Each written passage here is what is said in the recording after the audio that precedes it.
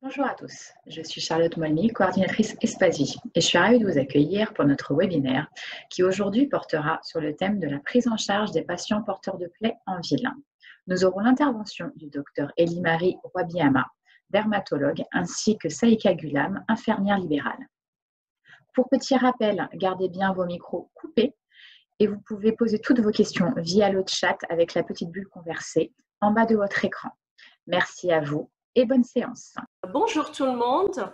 C'est un plaisir pour nous de parler un peu de la plaie cicatrisation. C'est vrai que 3/4 d'heure ne suffiront pas pour aller dans les détails. On va vraiment partager avec vous les grandes lignes dans la prise en charge globale des plaies. Donc, on sera avec Saïka.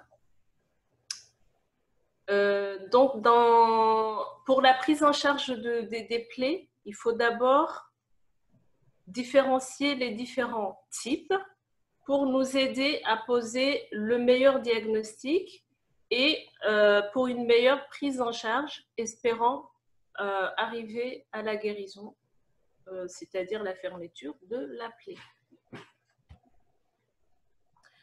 Donc, on ne peut pas parler de plaie sans parler de peau. Donc, la peau, c'est un revêtement cutané qui est complexe et ce qui explique aussi que la cicatrisation sera complexe par rapport à la couche, à tous les processus qui interviennent dans la cicatrisation. Donc, il faut vraiment connaître la base de la physiologie de la peau pour bien prendre en charge la plaie, qu'elle soit aiguë ou chronique.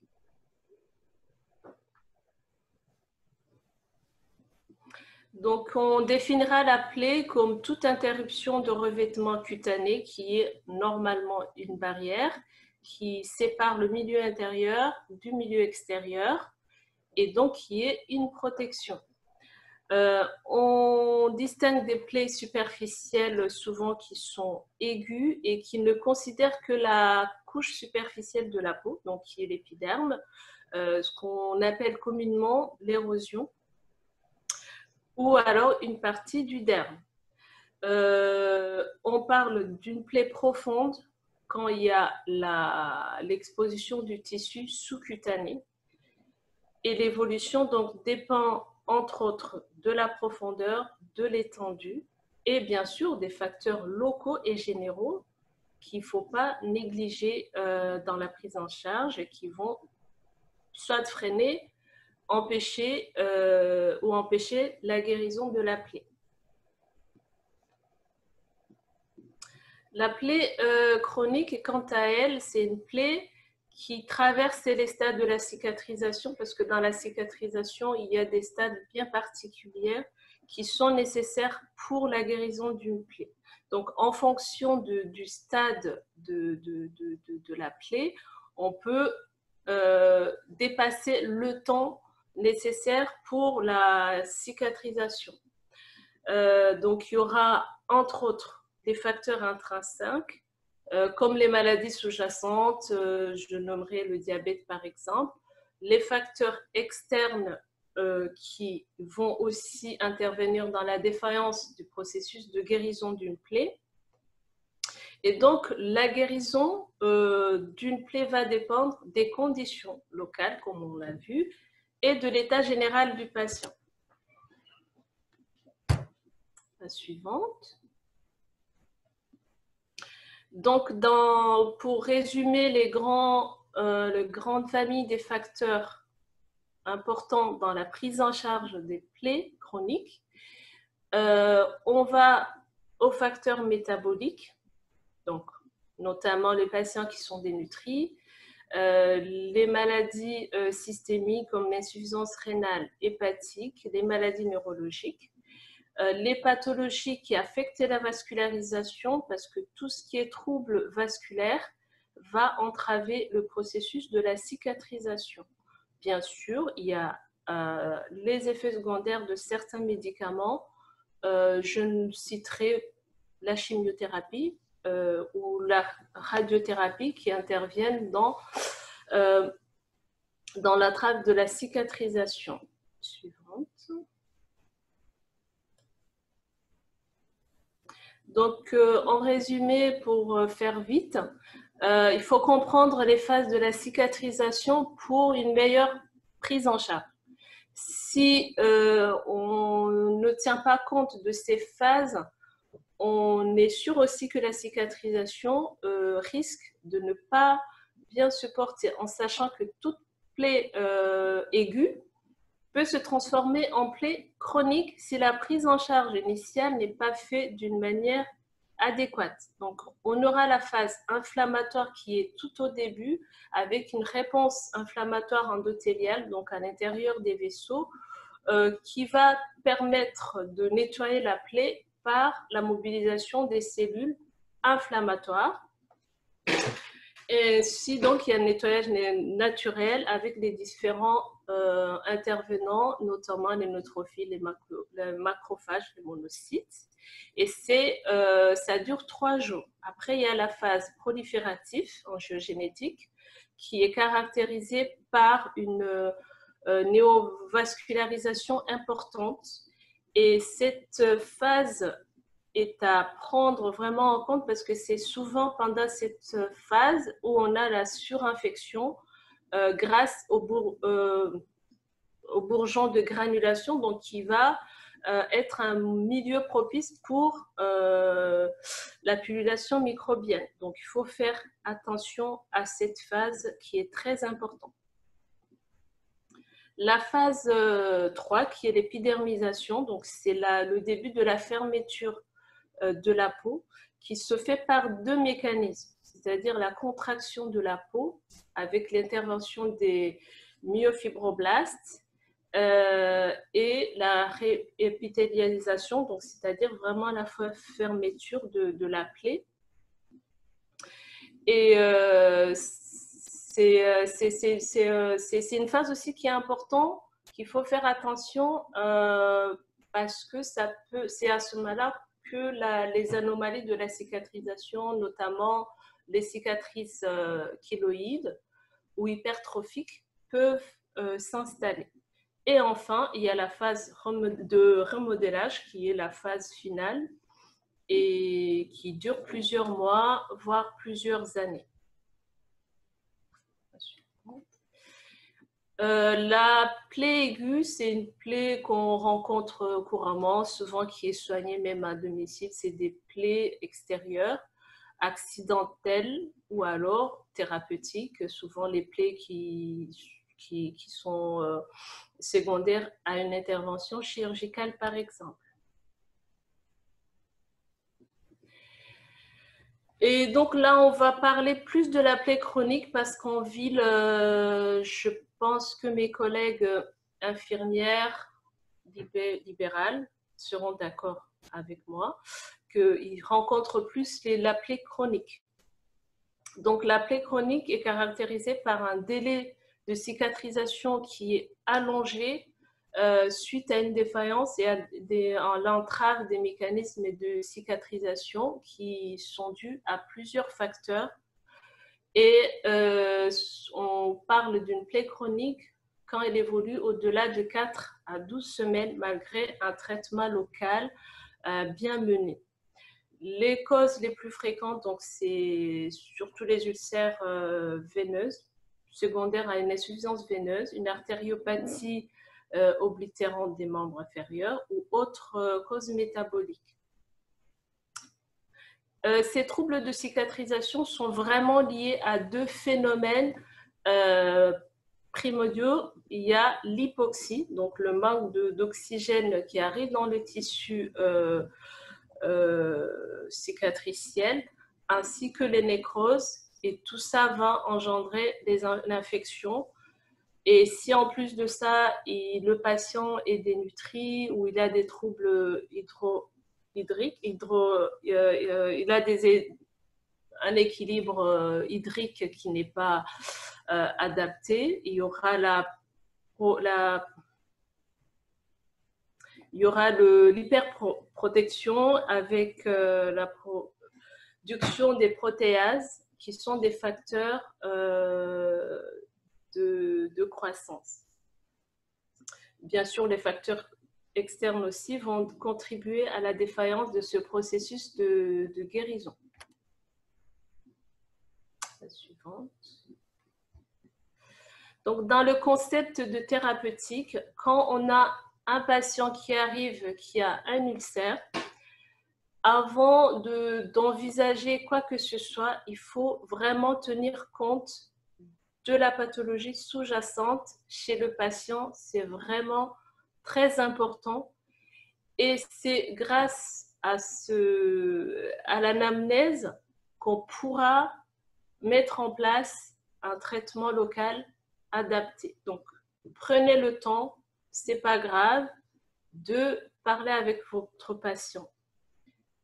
À la fin de l'anamnèse, la cause sera ciblée et du coup, un traitement adapté pourra enfin être mené. Et bien sûr, ça nous mènera à un pansement adapté en pensant toujours que le pansement, c'est important qu'il soit hydroactif en maintenant un milieu humide autour de la plaie. C'est ça qui va soutenir le processus naturel de la cicatrisation. Donc, le pronostic de la cicatrisation, donc d'emblée, quand on voit un patient devant soi, on détermine, on voit globalement, est-ce que c'est vraiment une plaie qui va être facile à traiter, c'est une plaie qui est compliquée. En essayant de cibler les différents facteurs, bien sûr les comorbidités, comme ça a été dit, les étiologies de la plaie, la compliance du patient, c'est très important. Il faut vraiment aussi préparer le patient, le faire travailler, le faire qu'il soit aussi acteur de la prise en charge. L'ancienneté, donc une plaie qui dure depuis 10 ans, il ne faut pas espérer la fermer dans 2 semaines. Et puis, il faut voir aussi par rapport au logement du patient, au quartier, est-ce que le malade aura facilement accès aux soins? C'est à ce moment-là quand des fois c'est nécessaire d'hospitaliser le patient. Et donc après tout ça, on va conclure, on saura si vraiment on se lance dans des soins curatifs ou dans des soins palliatifs. Quelqu'un qui a 150 kilos, qui est paraplégique, qui a des escarres, il ne faut pas espérer qu'on va fermer ces escarres. Mais le but, ça sera de soulager le patient et d'essayer de limiter les dégâts.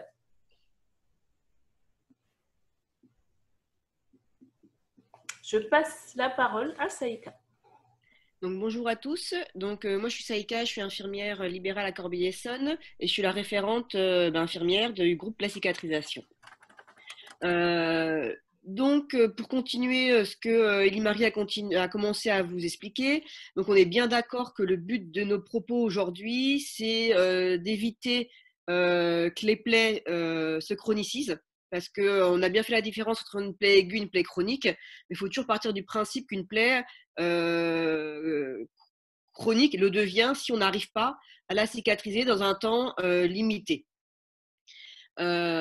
Si jamais le patient il est adressé tard, parce que c'est ce qui se passe la plupart du temps, on parlait par exemple des ulcères, les gens viennent consulter le médecin alors que ça fait déjà plus de 6 semaines que la plaie elle traîne, et on est déjà dans des processus néfastes de la chronicité.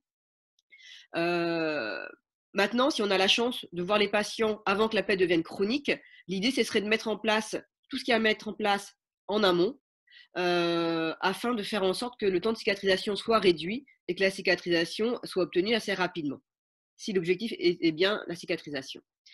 Et l'idée aussi, ce serait d'améliorer la qualité de vie du patient et pas attendre qu'il traîne pendant des semaines, qu'une douleur se développe pour pouvoir agir. Donc, on va reprendre un petit peu au niveau pratique tous les éléments qui vont nous amener justement à prendre en charge le patient de façon optimale.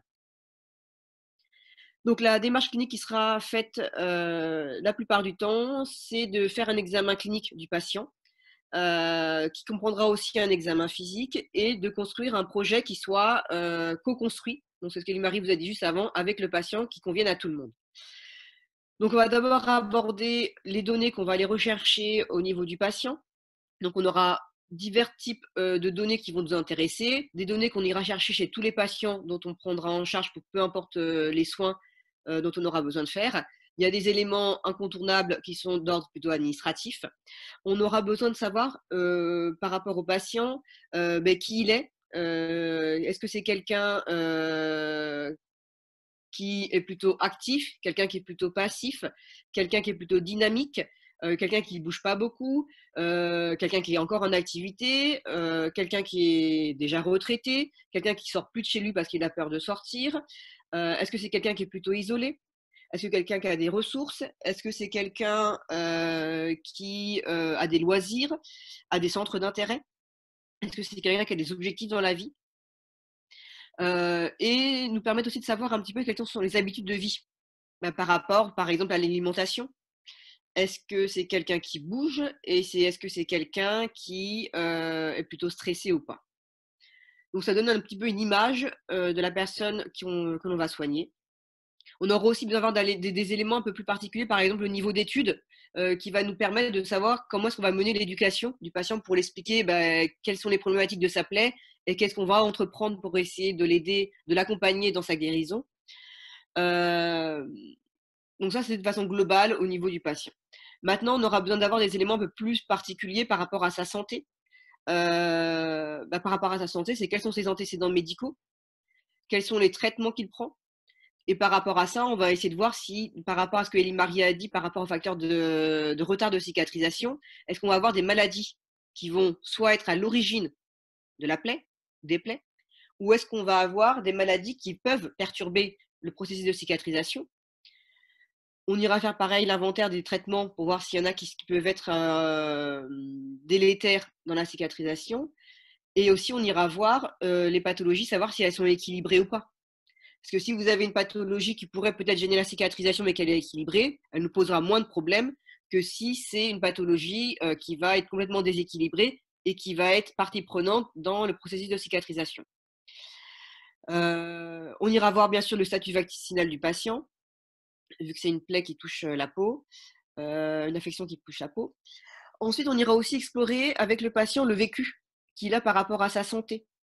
Est-ce que c'est quelqu'un qui va être proactif dans son processus de guérison ou c'est quelqu'un qui va plutôt être passif et qui va attendre qu'on lui donne des solutions? En fonction, on adaptera notre façon de soigner le patient. Ensuite, ce serait de savoir le vécu qu'il a spécifique par rapport à la plaie du moment. Est-ce que la plaie a un impact important sur sa vie, sur sa qualité de vie? Est-ce que c'est un patient qui va être douloureux à cause de sa plaie? Est-ce que c'est un patient qui aura honte de sa plaie, qui va s'isoler à cause de celle-ci? Est-ce qu'il va avoir une perturbation de l'image corporelle? Est-ce que ça va amener à une anxiété, une dépression? Donc tout ça, c'est des choses qui sont à évaluer. Alors, je les ai mis dans le topo. Vous avez plein d'échelles validées qui existent, qui peuvent nous aider à faire d'objectiver ces problématiques. Et ensuite, on ira s'intéresser un peu plus particulièrement à la plaie pour faire donc toute l'anamnèse, l'histoire de la plaie, comment est-ce qu'elle est apparue, à quel moment, est-ce qu'elle est suite à un traumatisme, est-ce qu'elle est apparue spontanément, si le patient se souvient de la date où elle est apparue, est-ce qu'il y a des examens complémentaires qui ont déjà été entrepris, est-ce qu'on a un diagnostic de poser, c'est ce dont on a parlé tout à l'heure, quelles ont été les actions qui ont déjà été entreprises et comment elles ont évolué favorablement ou défavorablement, savoir si le patient a déjà des allergies ou des intolérances à certains produits. On va aussi essayer de détecter la douleur neuropathique qui est très spécifique des patients qui sont porteurs de plaies, avec notamment l'échelle des N4. Et ensuite, on passera à l'analyse un peu plus spécifique au niveau physique du patient déjà, et de la plaie ensuite. Donc, on ira évaluer différents critères, donc notamment au niveau motricité, sensibilité, vascularisation, qui pourra avoir une importance en fonction de la localisation de la plaie. Si on est par exemple sur des plaies des membres inférieurs, ces éléments vont être très importants pour nous, notamment au niveau de la motricité. Est-ce que c'est le patient marche pas? On sait que par exemple si c'est une problématique veineuse, la favorisation du retour veineux va améliorer le pronostic de la plaie. Donc, est-ce que le patient comporte des raideurs articulaires? Est-ce que le patient, lorsque vous demandez par exemple de lever la jambe, est-ce qu'il arrive à le faire spontanément? Ou est-ce qu'il est obligé de mettre la main sous les genoux pour le lever? Est-ce qu'il y a des raideurs présentes au niveau de la mobilisation du pied? Est-ce qu'il a des problématiques de statique du pied? Donc, c'est-à-dire, est-ce que le déroulé de la marche va être correct? Donc, est-ce que ça va être intéressant pour nous à évaluer pour savoir si le patient il arrive à poser le pied correctement et marcher correctement, parce qu'au niveau de la plante du pied, vous avez la semelle de Lejar, qui est l'éponge dans laquelle vous avez nos premières veines qui vont permettre, une fois qu'elle est bien essorée, de favoriser le retour veineux. Mais si le patient il marche à petits pas comme ça, sans dérouler normalement le pied, eh ben, il va avoir du mal à enclencher la première étape du retour veineux. Donc ça, c'est des choses qu'on devra évaluer en amont, savoir si nous, on peut lui donner des petits exercices à faire faciles à la maison, ou si on aura besoin de se dans l'analyse et dans les actions, avoir besoin d'un pédicure podologue ou d'avoir besoin d'un kinésithérapeute pour venir nous aider. On pourrait évaluer aussi la sensibilité du patient, savoir s'il lui en reste, s'il y a des problèmes de perte de sensibilité, de l'hypersensibilité, de la douleur neuropathique dont je parlais tout à l'heure. On parlait aussi de l'histoire de la vascularisation. Est-ce que le patient est présente au niveau physique des œdèmes des membres inférieurs? Quelle est la couleur de son membre? Est-ce qu'elle est plutôt froide? Est-ce qu'elle est plutôt chaude? On pourra aussi aller chercher les poux. Est-ce qu'on a le pouls pédieux qui est présent? Est-ce qu'on a les poux tibio-postérieurs, les poux poplités? On pourra aussi faire des tests simples, relever la jambe, la vider de son sang et remettre la jambe vers le bas, savoir si assez rapidement est-ce que la recoloration se fait correctement. On a plein d'éléments à aller chercher au niveau précis. On pourra compléter avec l'interrogatoire. Est-ce que c'est un patient qui dort bien la nuit? Est-ce qu'il a mal aux jambes? Est-ce que son périmètre de marche il est limité? Pour essayer d'évaluer un peu l'état vasculaire. Ensuite, on ira voir la plaie de façon un peu plus précise. Donc, on ira voir le lit de la plaie. Donc, voir si justement on a au niveau de la plaie du tissu qui est plutôt bourgeonnant, qui sera plutôt rouge. S'il est rouge, savoir s'il est rouge vif. Donc, on aura une idée de que ça soit bien vascularisé. Est-ce que c'est plutôt rouge, mais plutôt atone, même plutôt rosé? On va dire que c'est plutôt atone, moins bien vascularisé.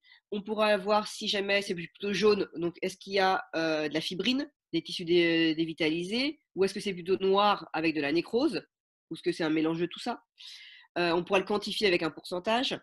On pourra aussi aller voir les exudats. Donc, regarder le pansement souillé pour voir si il a débordé ou si en fait c'est plutôt sec et que le pansement qu'on a mis était trop absorbant ou pas assez absorbant, si on a de la macération autre part. Ces exudats, on les sentira de toute façon, voir s'il y a peut-être une colonisation, une contamination bactérienne présente. Est-ce qu'elle est importante, pas importante? Est-ce qu'elle peut gêner la cicatrisation ou elle est physiologique? On ira aussi, de la même façon, reparler de la douleur, se rendre compte si en fait le patient il a mal au repos ou s'il a mal seulement lorsqu'on va faire les soins. On ira de façon bien précise pour objectiver cette plaie, la mesurer, donc en prenant la taille, donc la plus grande longueur, la plus grande largeur par convention. On ira l'explorer avec un stylet, voir si elle est profonde, très profonde, et la mesurer. On pourra aussi profiter de cette exploration pour aller voir s'il y a des décollements au niveau des berges, voir s'il y a des fistules qui sont constituées. Est-ce qu'on a un contact osseux? Et on pourra aussi, pour le suivi et pour l'éducation, prendre des photos régulières des plaies pour savoir un peu où il en est. Alors, par rapport aux photos, c'est toujours important. Si on veut pouvoir comparer de façon objective, il faudrait prendre toujours la photo avec le même appareil photo, avec la même luminosité, avec la même orientation. Ce n'est pas facile à faire. Et à l'explorer de façon globale s'il y a des points d'appui qui persistent ou des problématiques locales autres. Après avoir analysé tous ces éléments avec le patient, en ayant consulté les dossiers médicaux ou les examens complémentaires s'il y en a, en ayant fait l'analyse physique, on va pouvoir faire un point de toutes les problématiques qui vont être inhérentes à la plaie. Il y en aura qui vont émaner de votre sort, d'autres qui seront plus une problématique du patient. Donc, par exemple, ce serait que le patient peut nous expliquer que la plaie lui produit une douleur envahissante. Ça pourrait être la problématique pour nous de se dire on est face à une plaie, mais le diagnostic n'est pas posé. on pourrait avoir d'autres problématiques sur, on n'a pas de façon objective l'état vasculaire du patient. On a détecté des problématiques de peau périlésionnelle. On se retrouve à un pansement qu'on a enlevé mais qui a collé à la plaie. On peut avoir les patients qui nous expliquent que cette plaie lui perturbe complètement son image corporelle, etc., etc. Donc, en fonction de toutes ces problématiques, on va les hiérarchiser selon nos prérogatives, on va dire, de soignants, mais aussi le patient va amener ses problématiques, lui, qui sont liées à sa problématique de vie de tous les jours. Donc, ensemble, on déterminera les objectifs de soins, les actions à mener. Donc, les actions à mener, elles sont du fait du patient. Donc, qu'est-ce que lui aura à faire pour améliorer sa santé, améliorer son processus de cicatrisation naturelle? Qu'est-ce que nous, on pourra lui emmener? Et on distribuera le rôle de cette façon. On aura aussi en tête de savoir ce que nous, on pourra faire de notre propre chef et tout ce qu'on aura à faire en matière de communication, avec d'autres professionnels de santé, en matière d'éducation spécifique par rapport au patient, lui ou son entourage, et on planifiera toutes ces étapes. Ce qui est très important à savoir, c'est que il y a aussi on n'en parle pas trop aujourd'hui, mais il y a quelques orientations qui sont urgentes à mettre en œuvre dans les plaies. Il n'y a pas d'urgence vitale souvent, mais quand même, il y a des urgences qui peuvent être assez importantes. Donc, notamment la problématique d'infection systémique, des problématiques d'ischémie critique et d'hémorragie non contrôlée. D'accord? Donc ça, il faut juste y penser. On parle beaucoup de plaies chroniques, mais on peut avoir certaines complications qui peuvent être assez urgentes, qui peuvent apparaître. Et juste un petit point législatif. Récemment, la NGAP a vu un nouvel avenant arriver pour les soins infirmiers. Et notamment, j'en parle, la création d'un bilan initial de plaie qui peut être facturé spécifiquement dans le cadre de la prise en charge de pansements lourds et complexes. Et pour le coup, c'est quelque chose qu'on peut coter sans avoir besoin d'une prescription médicale spécifique qui le met. À partir du moment où on a une ordonnance de soins qui peut être éligible à une cotation de pansements lourds et complexes, on pourra coter ce bilan initial. Donc, c'est une vraie reconnaissance de nos compétences infirmières. Pour vous dire, au niveau de l'association Espasie, dans le groupe de travail, on avait déjà travaillé sur une fiche pansement qui est déjà faite, qui est disponible, mais celle-ci, elle relate plus la partie analyse de la plaie, mais toute la partie de la recherche en amont, l'analyse de la plaie, la connaissance du patient, ça, on n'a pas de document formalisé à ce jour au niveau du groupe de travail. Si vous avez envie qu'on travaille dessus, on pourra effectivement travailler dessus. On avait déjà commencé à l'époque, mais on avait abandonné parce que beaucoup d'infirmiers nous avaient dit que la problématique, c'est bien de faire tout ça, mais ça prend du temps, on n'est pas payé pour. Et aujourd'hui, on est payé pour. Donc, si vous voulez qu'on remette en œuvre un document particulier pour nous aider à faire un bilan initial de plaie, je vous invite à vous inscrire au groupe de travail. Et donc, le travail ne s'arrête pas là. Une fois qu'on a fait tout ça, il faut communiquer, il faut tracer tout ce qu'on a eu dans le bilan et le poursuivre avec des éléments concrets de collaboration et de communication avec les autres professionnels de santé. Élie-Marie, je te repasse la main.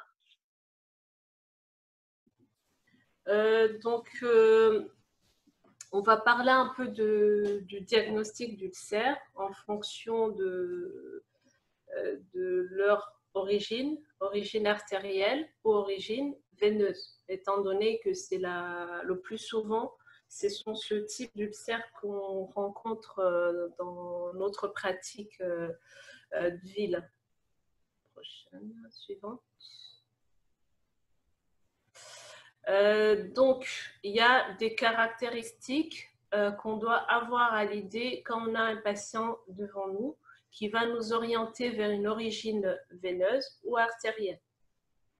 L'ulcère veineux est prédominant chez la femme à plus de 1,5 plus fréquemment que chez l'homme, alors que l'ulcère artériel, ce sera plus un homme de plus de 50 ans, fumeur, et qui a des problèmes métaboliques en comorbidité, notamment hypertension, diabète, obésité, dyslipidémie.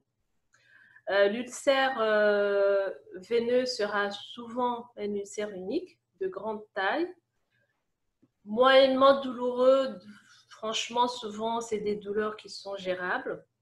et qui partent souvent du siège périmalléolaire jusqu'au tiers inférieur du mollet. Donc, l'ulcère veineux aura tendance à plutôt monter.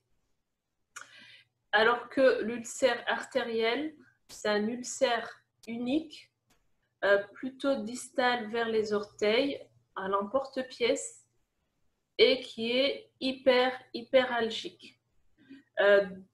La présence des varices va nous orienter vers un ulcère veineux.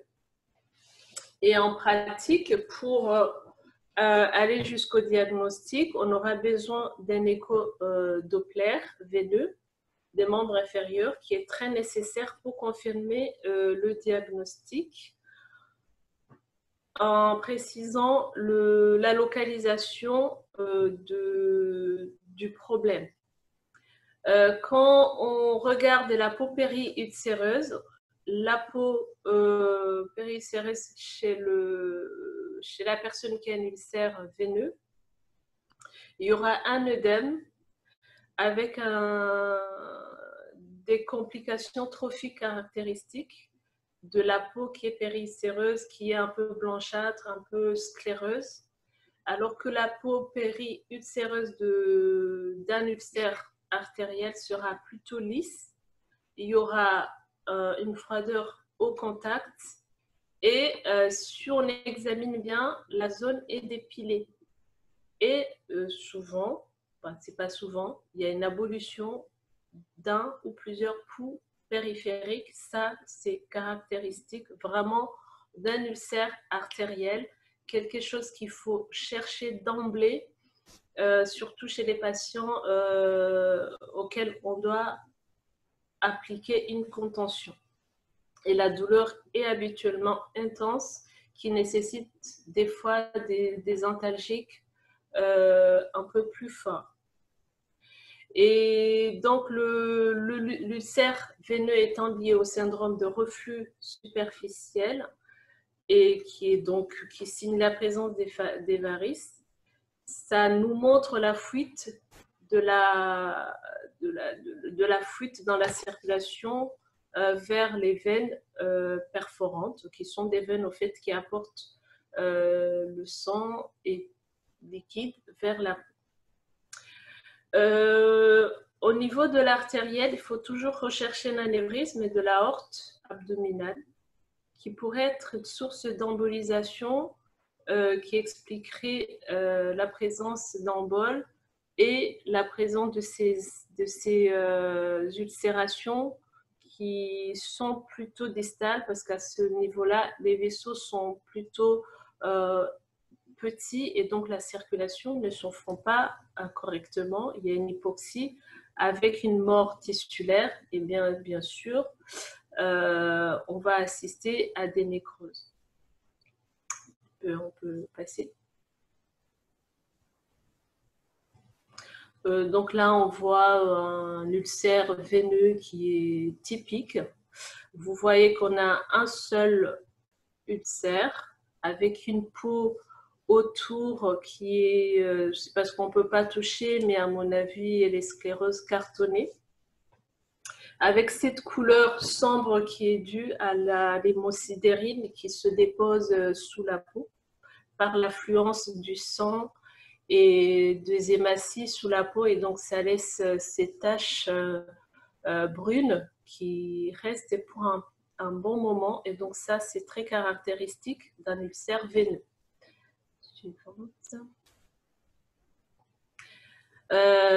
Donc ce que je disais plutôt, l'ulcère artériel, vous voyez la localisation, c'est plutôt distal. Donc c'est qu'il y a un problème de circulation, d'oxygénation de cette zone. Et c'est un peu à l'emporte-pièce. Donc vous voyez les différences, c'est pas un ulcère qui est isolé. On voit, et puis vous voyez tout autour, il y a une zone un peu inflammatoire, violacée. Et si on ne fait rien, ça c'est une ulcère qui va continuer à s'étendre. Donc là, ce qu'il faut faire, c'est vraiment un bilan rapidement, un écho Doppler et bien sûr un avis chirurgical assez rapide pour une éventuelle intervention. Il ne faut pas s'acharner au pansement, ça servira à rien. Et puis, il faut soulager parce qu'un ulcère comme ça, c'est très, très, très douloureux.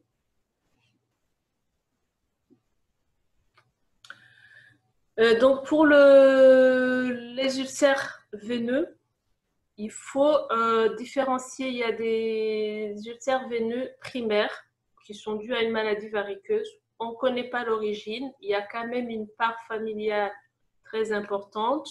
Les études ont montré que 50% des personnes qui ont des ulcères d'origine variqueuse, on a des cas dans la famille. Il y a des ulcères secondaires qui sont dus aux séquelles d'une thrombose profonde associée à une anomalie de la pompe musculaire. Donc, les facteurs favorisants, comme je l'ai dit, il y a l'hérédité, il y a la sédentarité, quelqu'un qui ne bouge pas, qui est toujours dans son canapé devant la télé, l'obésité, le surpoids, la position du travail. Ça, ce sont des facteurs qui vont aggraver ou provoquer l'apparition d'ulcères. Qui physiopathologiquement, donc c'est dû à une insuffisance veineuse qui va provoquer une perpression veineuse. Donc comme il y a une stase, il y a la pression au niveau des veines. Et avec la pression, donc il y a la stase, une anomalie morphologique des tissus, surtout sous-cutanés, qui va engendrer l'œdème, une dermite ocre, donc l'aspect qu'on a vu brun, qui est dû au dépôt de l'hémosidérine. Et bien sûr, après, la sclérose cutanée. Et tout ça, ça va mener, si la prise en charge n'est pas prise d'emblée, dès qu'on voit qu'il y a une insuffisance veineuse, on va aller jusqu'aux ulcères. La prochaine. Et donc, le traitement primordial dans ces ulcères veineux, c'est vraiment avoir à l'idée l'hyperpression qui va permettre de diminuer l'hyperpression veineuse et la réduction de l'œdème, qui sont deux facteurs qui retardent la cicatrisation. On peut passer. Et on doit aussi avoir à l'idée les complications dans la prise en charge des ulcères. Donc, dans les complications que personnellement je vois souvent, c'est la dermatite de contact ou eczéma de contact, soit liée aux écoulements, ou alors au pansement. Donc il faut y penser quand on a une peau périulcéreuse qui est irritée, qui est rouge, un ulcère qui ne se ferme pas, il faut penser à une eczématisation. Il y a une surinfection la surinfection microbienne, un ulcère qui évoluait bien et puis à un certain moment ça stagne, on sent qu'on ne s'en sort pas. Souvent il y a une surinfection et le fait de donner une antibiothérapie, ça permet de retrouver au fait le processus de cicatrisation qui était en cours.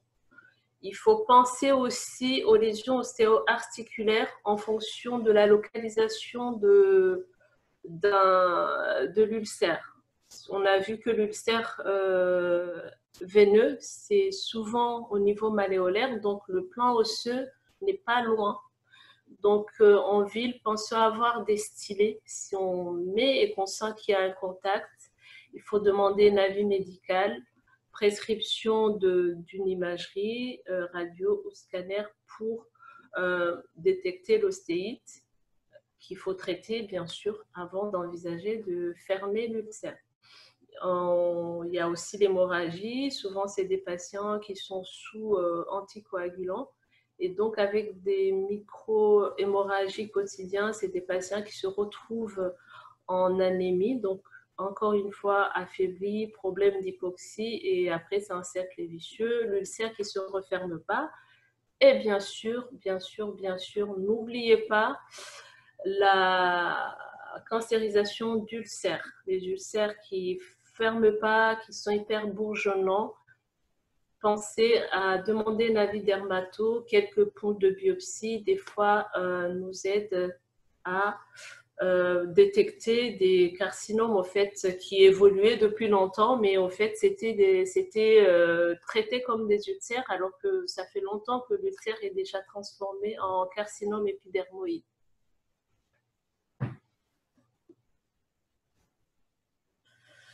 Donc, les différents traitements, je vais passer vite parce qu'on n'a pas assez de temps.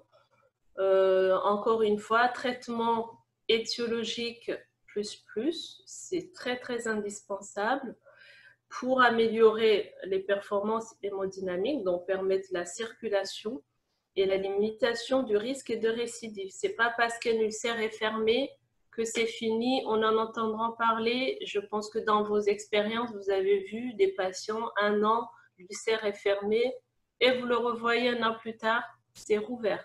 Donc, il faut aussi un suivi. Il ne faut pas lâcher un malade parce qu'il est guéri, c'est fermé. C'est vraiment des patients qu'il faut suivre de près parce que les récidives, on les voit souvent. Donc, il y a la compression, comme on en a parlé. Bien sûr, avant de prescrire une compression, il faut s'assurer que sur le plan artériel, il n'y a pas de problème, sinon c'est à éviter. Il y a la chirurgie dans le cas d'insuffisance veineuse et pour obstruer ou alors en cas de reflux. Et ce qui est fait souvent, qu'on faisait aussi dans les milieux hospitaliers, c'est les greffes. Personnellement, je fais plus des greffes en pastilles. La sclérothérapie n'a pas fait vraiment d'objet d'études comparatives sur l'efficacité au long terme d'ulcère veineux. Il y a la rééducation qu'il ne faut pas négliger. Les vénotoniques, ils ont un peu vraiment d'intérêt au stade ulcéreux. Je pense qu'on peut les mettre en place longtemps en avant. Et de plus en plus, on a l'usage de VAC, des systèmes d'utilisation de pression négative qui pourra à la longue remplacer la greffe. Et bien sûr, les pansements très importants à adapter à chaque stade de cicatrisation. Ça, on en parlera peut-être un autre moment. Donc, l'ulcère artériel sera d'abord un traitement médical qui comprendra des vasodilatateurs et des analogues de la prostaglandine. Donc, il faut un avis aussi multidisciplinaire, pas que dermato, mais cardiologue et chirurgical. Les traitements chirurgicaux, donc ça, c'est au chirurgien qui va décider ou non en fonction des résultats. À côté de ces ulcères qu'on rencontre souvent, il faut toujours avoir l'idée que toute plaie chronique n'est pas seulement vasculaire. Nous avons des maladies inflammatoires aussi. On a l'angiodermite qui est un ulcère qu'on rencontre souvent, qui est plutôt inflammatoire, qu'on voit chez les patients qui sont hypertendus ou diabétiques pendant la période de déséquilibre, sont d'installation rapide, contrairement aux autres, qui sont hyperalgiques. Et souvent, c'est des patients qu'on hospitalise parce que la prise en charge à domicile, c'est très compliqué. On a les dermatoses bulleuses auto-immunes, donc qui donnent des plaies un peu étalées. Il y a le pyoderma gangrenosum, les vascularites, les plaies tumorales, ou la pustulose érosive qui n'est pas quand même si rare au niveau des jambes et souvent qui est pris à tort pour un ulcère veineux, mais ce n'est pas le cas. Suivant. Donc là, j'ai essayé de vous trouver quelques cas. C'est pas tout, hein, parce qu'il y a plein de pathologies cutanées qui donnent des plaies chroniques. Là, on voit les 2 premières photos en haut à gauche, c'est des images de vascularites. Les vascularites seront caractérisées par ce côté un peu violacé d'installation rapide et on peut les avoir chez à n'importe quel âge. Donc ça, c'est au milieu. La jambe, c'est l'angiodermite nécrosante dont je vous parlais tout à l'heure. Vous noterez l'aspect violacé et un peu étendu. Donc, ce n'est pas la localisation classique d'ulcère veineux comme on en voit au niveau malléolaire. Ce n'est pas distal comme dans les ulcères artériels. C'est vraiment suspendu. Ça s'installe des fois sur 2 semaines et c'est très douloureux et ça devient nécrotique rapidement. C'est des ulcères qui sont très inflammatoires, donc à ne pas toucher. Il ne faut vraiment pas faire la détertion, ce qui se fait des fois. Et donc, plus on fait la détertion, plus l'ulcère va s'étendre. Donc là, la meilleure indication, c'est des greffes en pastilles qui vont permettre l'antalgie et qui va aussi arrêter l'extension. En bas, vous voyez la pemphigoïde bulleuse, donc c'est une maladie bulleuse. Avec le décollement, ça laisse des ulcérations des fois étendues. Et si on ne s'y connaît pas, des fois, on peut la confondre, si c'est aux jambes, la confondre aux ulcères. Ça, c'est une maladie neutrophilique, peut-être que vous verrez rarement. Hein. Vous voyez cet aspect un peu encrapié de pus, avec une bordure un peu surélevée. Il y a quelque chose qui est vraiment différent d'autres ulcères qu'on voit d'habitude. La suivante. Ça, j'ai essayé de vous trouver quelques cas d'ulcères, mais qui sont en fait tumorales.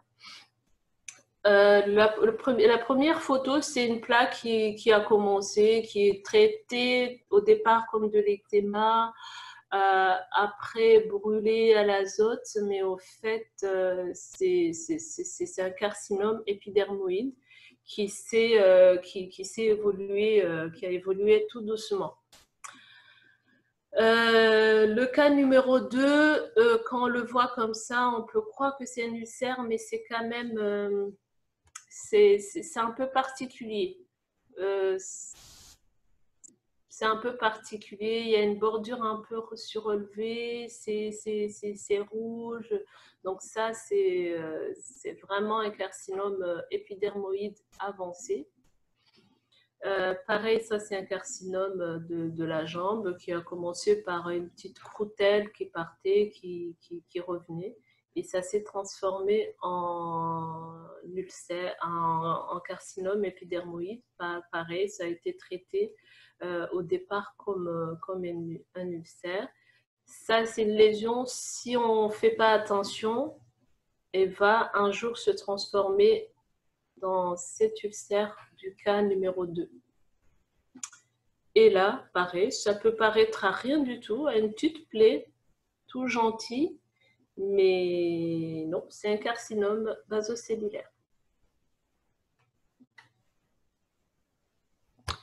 Et c'est là aussi, ça peut ressembler à tout.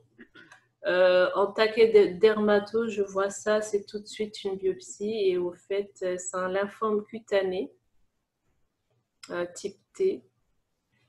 Et puis voilà, donc là, il faut faire un bilan, adresser le malade aux hématologues. Suivant. Donc après tout ça, un traitement général, comme l'a dit Saïka, il faut penser toujours à la mise à jour des vaccins antitétaniques. Il y a des patients qui font du jardinage, qui touchent la terre, donc c'est la peau. Il faut vraiment s'assurer que le calendrier vaccinal est à jour. Il faut traiter la douleur, c'est très important. Il ne faut pas banaliser, il faut écouter les patients. Que ça soit pendant le pansement, penser aux anesthésiques locaux. Si ça ne suffit pas, ce n'est pas grave. Prescrire des antalgiques selon la classification d'OMS, surtout avant les soins. Il faut conseiller, suivre l'hygiène de vie, parce que si on fait les soins, si on fait tout, et que derrière, il n'y a pas d'une éducation du patient, du suivi, on sait que c'est même frustrant de soigner quelqu'un 3-4 ans, voir que ça marche pas. Il faut vraiment comprendre pourquoi. Nous, en ville, on a la chance de certaines personnes vont à domicile et donc ça permet aussi de voir en direct quelle hygiène de vie des patients et c'est très important. Il faut bien sûr traiter les facteurs de risque et des comorbidités, conseiller d'arrêt du tabac, équilibrer le diabète. Donc, faire intervenir vraiment plusieurs acteurs. Et c'est une prise en charge multidisciplinaire. Ce n'est pas une seule personne, c'est vraiment toute une équipe. Et bien sûr, toujours prendre en compte le contexte social et de l'âge, surtout donc tous les personnes âgées, la gériatrie. Et si tout ça est mis en compte, si tout ce qu'on a dit là-haut est fait, je pense qu'on pourrait diminuer de moitié les ulcères chroniques. Toi, Saïka? Donc le message à retenir de cette présentation jusqu'à maintenant pour l'instant, c'est vraiment la nécessité de poser un diagnostic. C'est vraiment se dire que la plaie, ce n'est pas un diagnostic en soi, c'est un symptôme de quelque chose, la plupart du temps. Et vraiment, quand on soigne quelque chose, c'est de pouvoir l'identifier à la base, c'est la base en fait. Et que si jamais on arrive à faire un diagnostic adéquat, on aura un traitement qui sera adapté. Et si on n'y arrive pas, on peut orienter à un dermatologue, on peut orienter à une consultation spécialisée en plaie en fonction de nos ressources du terrain et des besoins du patient. Et l'idée, c'est de se dire aussi qu'on soigne une plaie, mais qu'autour de la plaie, il y a un patient et que la prise en charge, elle est globale. Si on veut avoir un traitement qui soit bien adapté, qui soit fin, et que la prise en charge des patients porteurs de plaies, on peut rarement la faire dans son coin. D'ailleurs, j'allais dire que le binôme infirmier-médecin n'est pas toujours suffisant, il peut l'être, mais pas tout le temps, et que la plupart du temps, c'est vraiment une prise en charge qui sera pluriprofessionnelle, avec le dermato, le vasculaire, le kiné, le diète, le psychologue des fois aussi, le pédicure podologue, et les services sociaux aussi, notamment s'il y a besoin. C'est vraiment une prise en charge pluriprofessionnelle. Alors, on a atteint le temps classique. Il nous restait juste une petite une présentation brève à faire du projet territorial de plaie cicatrisation et du groupe de travail. Donc, l'idée, c'est que le groupe de travail existe depuis déjà quelques années. Il s'était un peu dénoué ces derniers temps parce qu'en fait tout le monde était pris dans ses activités et tout le monde a été occupé à mettre en place les CPTS. Les CPTS sont en train de se mettre en place, donc on va relancer le groupe La Cicatrisation. Nous sommes déjà allés dans 4 endroits différents fin de octobre, novembre, décembre pour pouvoir justement présenter le projet et le présenter à plusieurs CPTS. Je vous donne juste les objectifs globaux. Donc, c'est l'optimisation du parcours de santé des patients porteurs de plaies. C'est permettre l'accès aux soins spécialisés en plaies plutôt précocement et au plus grand nombre. C'est d'augmenter les compétences en diabétologie, en cicatrisation des professionnels de santé et d'intervenir aussi au niveau du pied diabétique. Au niveau de l'optimisation du parcours de santé, on a plusieurs objectifs, dont un peu le sujet du webinaire d'aujourd'hui, c'était vraiment la prévention de la chronicisation des plaies. Je vais vite, hein, comme on a plus beaucoup de temps. Permettre un accès aux soins spécialisés précoces et au plus grand nombre. Donc l'idée, c'est d'établir des partenariats avec les centres spécialisés. C'est de promouvoir déjà l'orientation quand il y a besoin, quand elle est nécessaire. Et aussi, on a un projet avec le docteur Abiyama de créer une consultation spécialisée en ville. Parce qu'on sait que les services hospitaliers sont souvent très saturés. Et on pourrait peut-être avoir aussi une réponse qui peut être organisée en ville, parce qu'en ville, il y a des compétences aussi. L'idée, c'est de les mutualiser, de les organiser pour en faire bénéficier les patients plus facilement. Donc ça, c'est un projet à venir. L'augmentation des compétences des professionnels en plaie cicatrisation. Donc ça, on avait déjà commencé depuis un moment, puisque on a déjà fait animer un certain nombre de soirées d'études de cas cliniques où les personnes qui avaient des problématiques de plaie venaient présenter leur cas et on essayait de les résoudre en commun. Et l'idée aussi, c'était de chacun puisse apprendre à chaque fois du cas qu'est-ce qui est présenté. Dans les projets aussi, c'est de mettre en place une consultation de deuxième ligne, c'est-à-dire que si vous avez des problématiques de plaie, demandez à un infirmier de se déplacer avec vous chez le patient ou dans votre cabinet pour pouvoir analyser ensemble la situation et vous faire prendre en compétence. On a déjà plusieurs fois organisé des formations plaie cicatrisation, d'éducation thérapeutique au plus près de vos cabinets pour vous éviter de faire des longs trajets pour aller en formation. On continuera à le faire, notamment en éducation thérapeutique, en plaie cicatrisation, en entretien motivationnel et au sevrage tabagique aussi, qui fait partie de la prise en charge des plaies, de mutualiser les compétences comme on le fait aujourd'hui et de diffuser les dernières recommandations. Autre objectif, c'est la prévention et les soins des patients porteurs de plaies du pied diabétique. Donc ça, c'est en lien avec le groupe diabète qui travaille aussi dessus. Et aussi faire des partenariats avec les équipes spécialisées parce qu'elles sont encore moins nombreuses que les équipes plaies. Voilà, je vous remercie. Donc pour vous inscrire sur les groupes de travail, c'est à secrétariat@espacevie.fr. Je vous remercie. Merci Elie-Marie, merci Charlotte. Je te laisse conclure Charlotte. Et voilà, la séance est terminée. Donc, un grand merci à Dr Elie-Marie Roy-Biama ainsi qu'à Saïka Gulam pour leur intervention. Merci également à vous tous d'avoir participé à ce direct et toutes les personnes qui le regarderont en replay via notre chaîne YouTube Association Espace Vie ou bien sur notre site internet espacevie.fr dans la rubrique webinaire, où vous pourrez également y retrouver tous les documents que je vous transmets durant nos séances, à visualiser, à regarder, à partager sans souci, sans modération. Je vous donne maintenant rendez-vous la semaine prochaine, mardi à 13 h, donc le mardi 2 juin. Le thème sera « Qu'est-ce qu'une CPTS et comment envisager le lien avec les établissements de santé ?» Voilà, je vous souhaite une agréable journée à tous et à la semaine prochaine. Au revoir.